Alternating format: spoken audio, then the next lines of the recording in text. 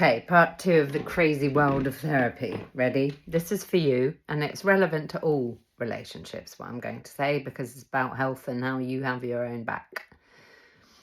With therapy, we love to slap a label on someone.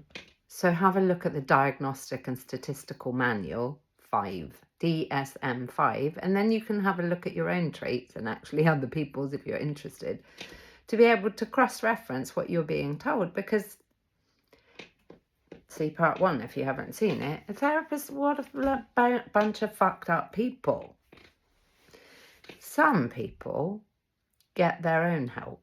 Some therapists and so on, they don't even need to have therapy as part of their training. And again, as I said in part 1, do you have a therapist? Do you have clinical supervision? And do you have mentors? And if it's a no to any of those, I personally wouldn't go near the person.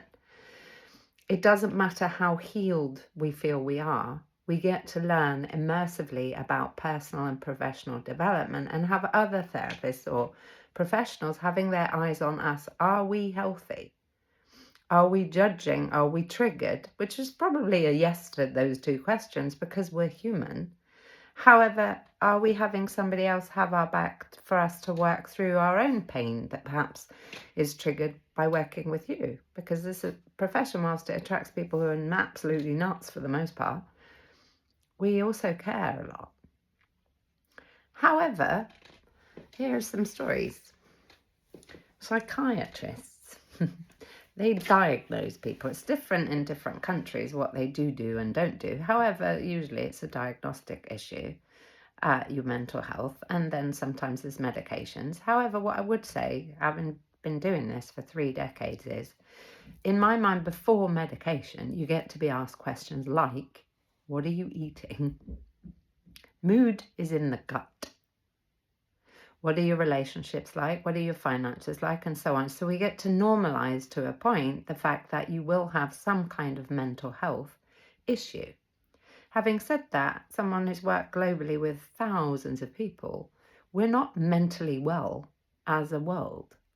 The things that we say yes to, the things we normalize, the fact that people walk on by when we're attacking people in the feed and so on. We're not particularly stable. And I guess a way to take a pulse on that is, do you get really activated in fear, judgmental, when something particular hits your radar? The triggers are the guides.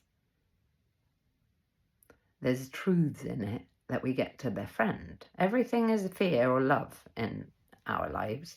So if we're not feeling loving towards something, even if we feel, we wouldn't be like that, or we don't necessarily understand it, if we can't send love and just feel, what maybe can I learn from there about what to do and not do? If we're triggered and we think it's bad, or we're jealous and we think you've got something I don't have, we're not particularly mentally wealthy.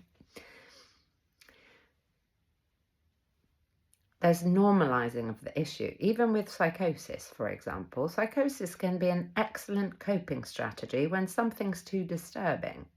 So there's always context. I've never met, of thousands of people, anybody with a mental health issue, and I thought, how odd that what a strange thing.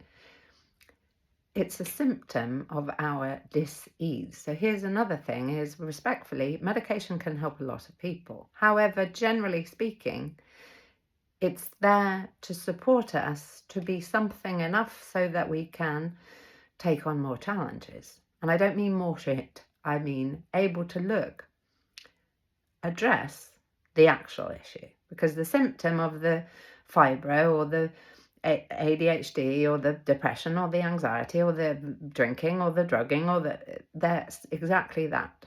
Symptoms. So generally speaking, in our field, you go to a doctor, they're glorified drug dealers. Some even are given incentive to give us the drugs. So what I would do, and I appreciate, we're often vulnerable, is have someone advocate for you, someone who really has your back. Take them with you or write follow-up questions. Have a look at the drugs you're taking, and I appreciate that can put hairs on your chest. However, what you could do is ask yourself, are there holistic treatments here? And equally, are you prepared to take some ownership about your lifestyle? So when I was really in trouble, I'm talking the worst mental health symptoms, What I did realise after I'd been resisting for 25 years is we are the people that we spend time with. Are the people you're spending time with the kinds of people you want to become? And if not, we get to have a look at boundaries and how we're deciding what is okay for us and not okay for us. And again, that boundary is there for you, not other people. What are you putting in your mouth? What's coming out of your mouth? What are your first thoughts in the morning? Do you know about success principles, billionaire success principles, for us training ourselves how to thrive? We're not taught this in school, so most of us have been fundamentally gaslit our whole lives about not being enough and so on. So in my mind, there's a real risk of getting pathologized, i.e. you've got a problem. Whatever the problem is one part of you.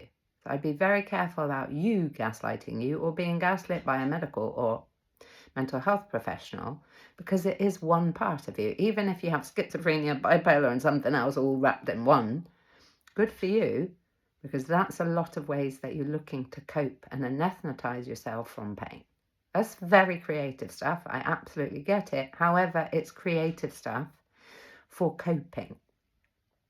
So please don't be one of those people who's gaslighting yourself. What's wrong with me? My depression, I never feel better and so on. Only is what you get to know there's something else driving this. And you get to look into it. What is the actual issue? Where is it growing from? And that can be scary. And frankly, 90% of people, I would say, maybe more than that, who have issues that really chronically hold them back in terms of fulfillment and joy and happiness and safety and wealth and worthiness, will avoid it. Most people really would rather die from whatever ailment it is and feel, you've got chronic fatigue or chronic pain and so on. Most people would rather suffer with that as a bonus than look at what is it that is so painful that my body is screaming out for attention and so on. If you like Boundaries Mastery, it's an excellent program. It's got lots of testimonials. Please take it with my love. It's pay what you feel you are worth. So you get to nominate your fee. Equally, I'm here on Sundays coaching, 7 p.m. TikTok, UK. And there's plenty of other products and services for you up in the link at the top here in the bio. Please share this if you feel someone could benefit, like, follow, all the things. Comment. How have your experiences with therapists been, counsellors, so far? And if it is anything, please say it. And you could say who you recommend if you do recommend someone. There are excellent people in all fields, and there are equally everything shade of whatever it is to, oh my God. Let's not go there. So if you'd like a part 3, let me know and I'll do one for you. Big love.